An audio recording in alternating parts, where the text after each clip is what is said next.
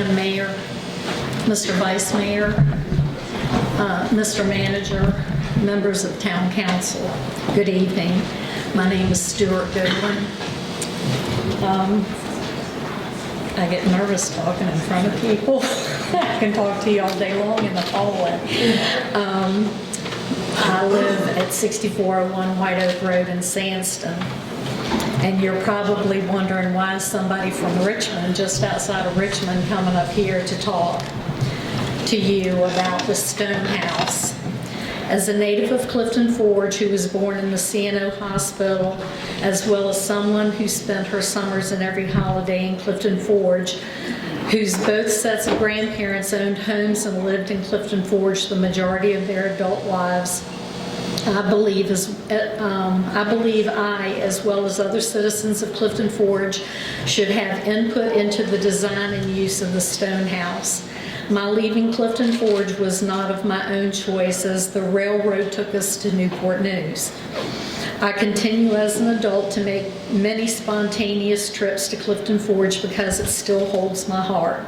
The cemetery may sit on town property, however, I, as well as many citizens of Clifton Forge, the surrounding areas, as well as people throughout the United States who own rights to be buried in Mountain View, as well as having various loved ones buried there, should have a voice in what happens to the Stone House. As of today, my sister, mother, father, aunt, uncle, and cousins are buried at Mountain View Cemetery.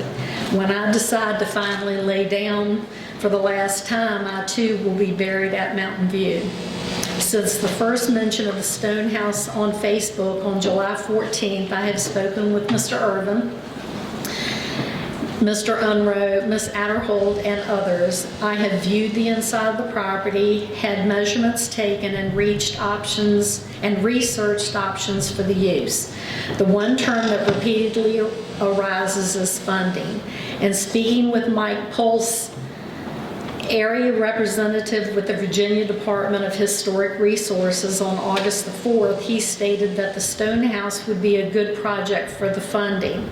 It appears the town has already met the requirements to receive the certified local government designation that would allow the town to apply for funds through the federal government. Clifton Forge would just need to meet the match with 30% funding. Those funds could be raised through various resources: golf tournaments, concerts, crowdfunding, raffles, silent auctions, private grants, but ideas are only limited by our imagination. As far as construction, I've taken the liberty to draw renderings, which I have given copies to each of you, and the renderings are as if you're standing in the building looking at the respective wall, the south wall, north wall, east wall, and west wall. I've also researched the possibility of using reclaimed wood to maintain the period appearance. Because that building was built in 1934, I feel that it's important that we maintain its appearance of its age.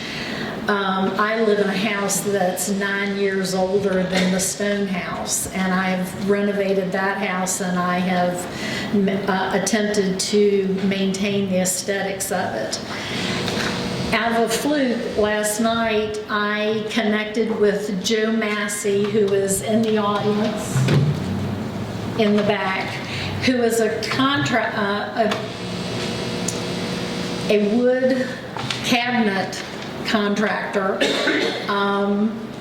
and I contacted him and asked him what's the feasibility of using wood instead of granite or any other newer material, and he said that oak, walnut, and cedar would be good choices because they're stable. And we had dinner together this evening, and he also talked about it being less expensive than granite and other options. I believe also that the School of Arts could become involved to design the stained glass windows to fit the 7 windows that are in the building. I've also taken the liberty to provide each of you the packet of the renderings and information about the information on the certified local government designation, as well as photos of columbariums that are faced or made of wood. So there are other columbariums out there that are either made of wood or have been faced with wood. Although I live a distance away, I will do whatever is necessary to save the stone house from being razed and becoming a pile of rubble. I've also believed that the west wall should maintain its current appearance as stone to maintain the aesthetics of the building. There was also a question in conversations with Mr. Unroe. He talked about, okay. Can I, one last thing? He talked about putting skylights in the roof, and I talked with a friend of mine who's a contractor about opening up the second floor, and the last page is a rendering of having a 4-foot wide walkway around that could be achieved as long as it meets structural elements and that would have to be answered by a structural engineer, but it's possible to open up the center of the second floor to allow light from the ceiling to come down and illuminate the floor, the first floor. That's it. Let me apologize to you. I don't know if you know we have 5 minutes to talk. I didn't tell you that. That's why I was trying to talk fast. Okay. I didn't want to take you off. Thank you. Yeah. You made it pretty close though. You did good. Great, the way you put these together. Well, thank you. Thank you. I tried to put notes in there so that people would understand, and if they have any questions, all my contact information is in there. Yes, so much. those are for y'all. Thank you so much. Thank you, Stuart. You're welcome. You need help? You good? No, I'm good. Just Okay. don't get in my way or you might get hurt. Please say the traveler. Thank you. Thank you so much.